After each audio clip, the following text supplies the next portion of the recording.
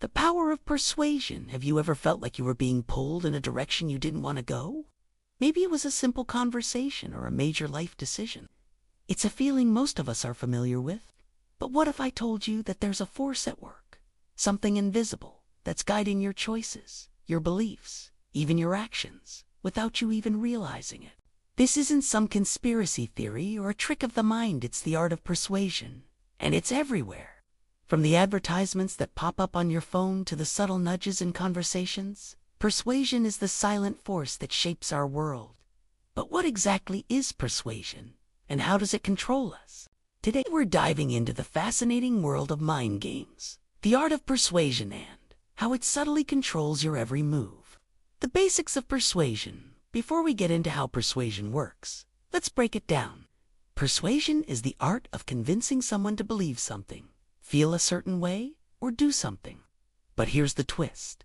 Persuasion doesn't always have to be obvious. In fact, some of the most powerful forms of persuasion are the ones that operate behind the scenes, influencing your decisions before you even realize it. Imagine you're walking down the street when you see a billboard for a brand new car. It's sleek, shiny, and promises to change your life. But here's the catch. You've never even thought about buying a new car. Yet something about the ad sticks with you. Maybe it's the way the car is positioned on the billboard, or the emotional appeal of a life of luxury. This is the first stage of persuasion at play: emotional influence. The psychology of persuasion. To understand how persuasion works, we need to look at psychology. The human brain is an incredible machine, constantly processing information and making decisions, often without our conscious input. And that's where the art of persuasion comes. In it taps into our subconscious mind. Reciprocity. One of the most well-known psychological principles used in persuasion is the principle of reciprocity. The idea is simple. When someone does something for us, we feel the urge to return the favor. Think about it. When someone gives you a compliment, don't you feel compelled to say something nice in return? Marketers use this all the time, giving away free samples or offering discounts with the expectation that you'll feel obligated to purchase something. Commitment and consistency. Another powerful tool is the principle of commitment and consistency. This is based on the idea that once we commit to something, we're more likely to stick with it, even if the situation changes. Have you ever signed up for a free trial and then felt obligated to pay for the full subscription later? That's the power of commitment in action. Social proof. Ever wonder why people are so eager to jump on trends or follow the crowd? It's social proof, the idea that we look to others to determine what's right or acceptable. If everyone else is buying that new gadget, it must be good, right? Social proof can be seen everywhere on social media, in reviews, or in the actions of those around us. Persuasion in media and advertising. Now that we've looked at the psychology, let's explore how persuasion is used in everyday media and advertising. If you think about it, advertising is one giant game of persuasion.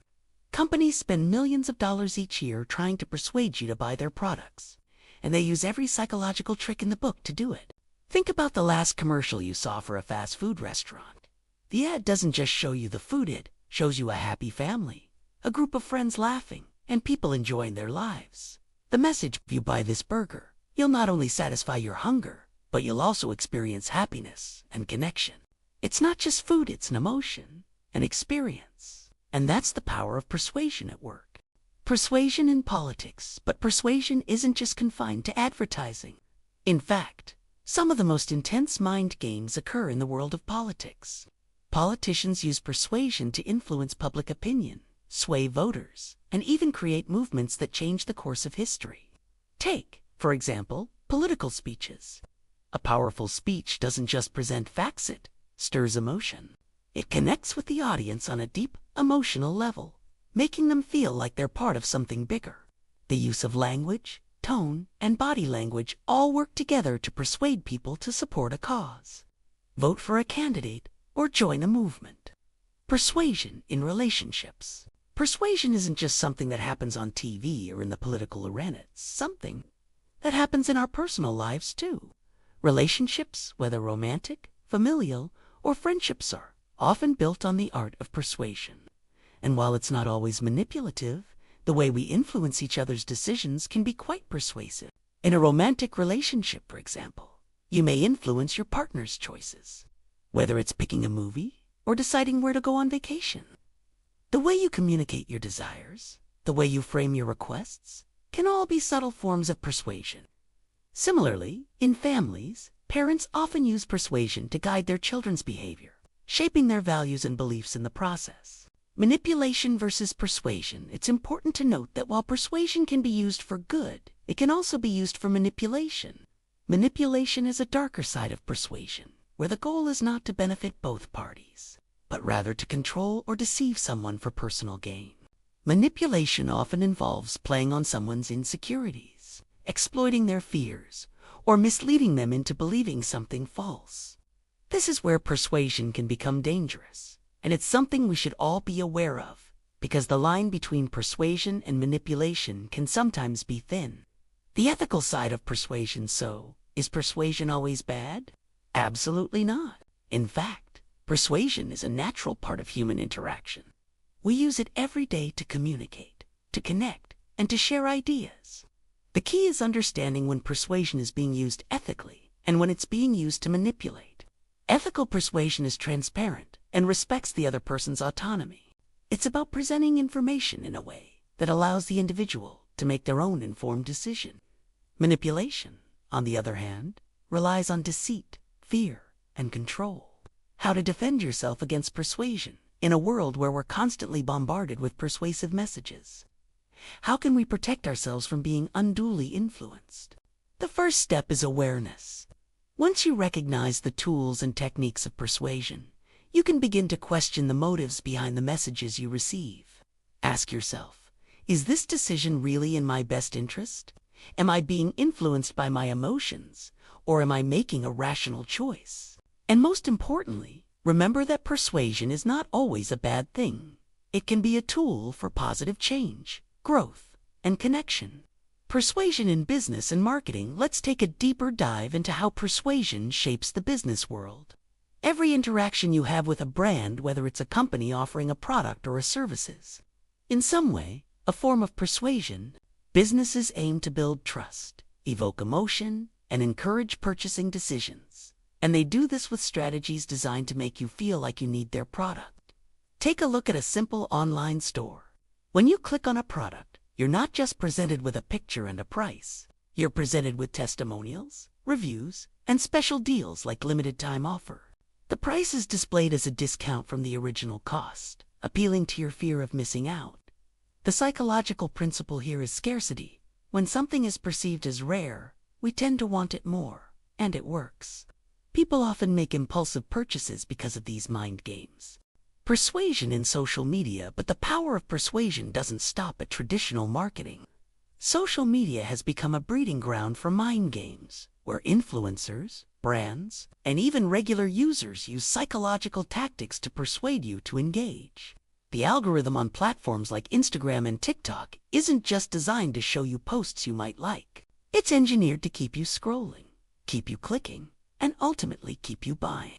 From influencers promoting their favorite products to brands pushing sales through emotional ads, social media is built to trigger a response. The more likes, comments, and shares a post receives, the more likely it is to be shown to you. This taps into social proof, again a psychological trigger that suggests if many people approve of something, it must be good. Even the way we present our lives on social media is a form of persuasion. We share the highlights, the moments of success, happiness, and beauty, creating a curated reality. The subtle message here is, this is the life you should be living, and it persuades people to want more, to compare themselves, and to act in ways that align with what they see online. Persuasion in the workplace. In the workplace, persuasion is key to building relationships, advancing your career, and even securing promotions. Often, it's not just your work performance that matters, it's your ability to persuade others of your value. This could be through effective communication, presenting your ideas in a compelling way, or influencing team decisions. Managers use persuasion in subtle ways, too. They motivate employees by framing tasks in a way that emphasizes the personal benefits or the greater good of the company. But sometimes, persuasion in the workplace can turn into manipulation. Think about a situation where an employee is constantly asked to stay late, with the promise of future rewards that never materialize. Over time, the employee may feel that saying no is unprofessional or would jeopardize their standing, even if it's not in their best interest. Political persuasion and propaganda moving into the realm of politics, persuasion becomes a weapon. Politicians and political groups use persuasion to influence public opinion, push agendas, and win elections. But it's not always just about convincing someone to vote for a certain candidate. It's about shaping beliefs, creating narratives, and altering perceptions on a massive scale. This is where propaganda comes into play. Propaganda is a form of manipulation that involves the spreading of biased or misleading information, often to promote a particular political cause or ideology. It's a tool used by governments and organizations to control the masses, inciting fear or rallying support by framing issues in a way that simplifies complex topics. Take, for example, the use of imagery and slogans during wartime. Political leaders often use powerful visuals, like the iconic "Uncle Sam wants you" poster to persuade citizens to enlist in the military or support a cause. This imagery evokes strong feelings of patriotism, often overriding rational thought and forcing individuals to act based on emotion rather than logic. How to recognize and defend against manipulation. So, how can you protect yourself from the darker side of persuasion and manipulation? The first step is awareness. When you understand the psychological principles being used, it's easier to spot when someone is trying to manipulate you. Take a moment to pause and reflect before making decisions that feel rushed. Are you being persuaded by an emotion?